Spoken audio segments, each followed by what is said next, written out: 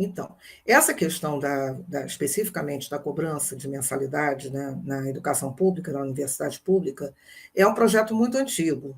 Né? Ele é um projeto que vem no bojo daquilo que a gente chama das diversas reformas que são feitas no contexto chamado Consenso de Washington, que foi uma nova forma de atuação né, da economia mundial, né, dominada por países imperialistas, principalmente pelos Estados Unidos, e que, diante da sua crise, né, estrutural, diante da crise, diante do fato, né, de você não ter mais os índices de crescimento que existiam anteriormente, ele começa a propor, né, obviamente não para eles, principalmente para os chamados países que eles chamam de países do terceiro mundo, né, dos países subjugados, os países que semicolônias, eles começam a propor uma série de reformas. Então, quem traz isso à tona e se torna uma grande liderança mundial na proposição de reformas, na proposição de políticas, seja elas políticas de educação, seja elas políticas de saúde, ou mesmo tudo o que ficou também conhecido como reformas do Estado, né?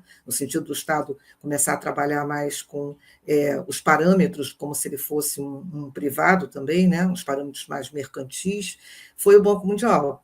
Então, se você pega os documentos do Banco Mundial desse período, né, a partir basicamente do final dos anos 80, já está lá muito claro que, do ponto de vista da educação, eles propõem a cobrança de mensalidades. Né? Então, eles combatem fortemente as políticas de educação pública na universidade. Aí tem todo um argumento completamente enfim, né, não condizente com a realidade, que eles dizem que é como se o gasto público não tivesse equidade. Você imagina, o Banco Mundial defender equidade, porque equidade para eles é retirar, basicamente. Equidade para eles é não mexer, né, nos rendimentos, nos tributos, não mexer no ganho do capital, do grande capital, né? E você transferir recursos das chamadas classes médias e classes trabalhadoras com maiores salários para os pobres, né? Para aqueles que estão completamente fora do mercado de trabalho, os desempregados, aquela massa marginal que é consequência das suas próprias da sua própria exploração. Né? Então, eles defendem isso. Então, esse projeto de cobrança da universidade privada, da universidade pública, cobrança de mensalidade, e aí é uma cobrança segundo renda, né? E com isenções, né? Sob a forma de bolsa para aquelas pessoas que não provassem, né? Tivessem um atestado de pobreza.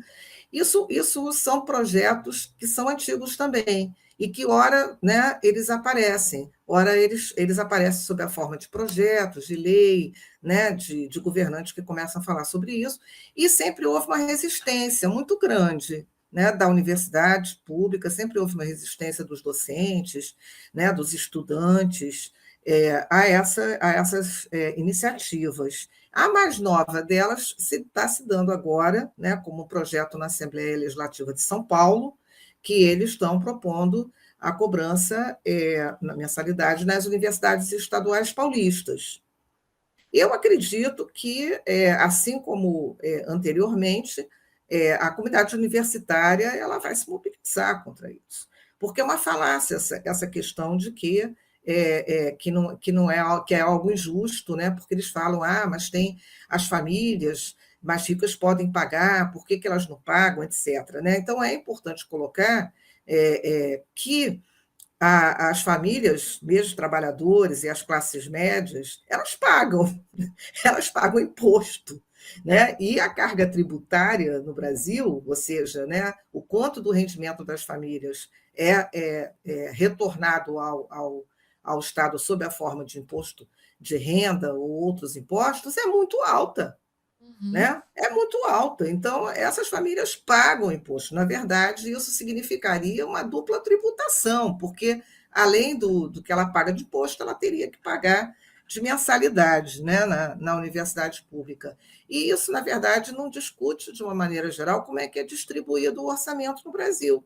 Então, eu tenho uma distribuição de orçamento no Brasil, do gasto público, daquilo que ele recolhe de impostos, por exemplo, que dá um subsídio enorme, né, para determinadas áreas empresariais.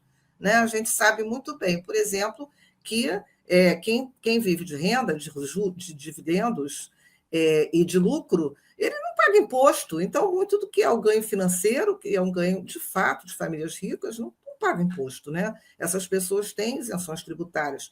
O chamado agronegócio, latifúndio, ele tem toda a sua safra financiada pelo governo, né? Não gasta um Uhum. tostão em relação a isso. É o setor no Brasil que mais hoje contribui para o produto, para o PIB, né? O que mais cresceu com os processos que houveram de desindustrialização também durante, né, os anos 2000, né, 90, 2000.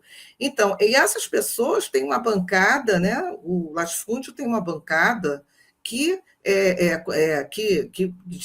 periodicamente vota o perdão das suas dívidas, os perdão das dívidas que eles têm com o Banco do Brasil, etc., por conta da SAF. Então, essas pessoas não pagam imposto, né? Então você não discute, vamos discutir, a gente quer discutir injustiça tributária no Brasil, vamos discutir a fundo mesmo. Vamos discutir isso a fundo, né? Então, eu acho que isso vai ser uma luta muito importante aí. O fato de ser só um Estado, isso é uma exceção, né? Se isso passar, é uma exceção que pode criar uma regra, né? De outros Uhum. estados e o próprio governo federal também se basear nisso para poder novamente voltar à tona um projeto mais geral nesse sentido.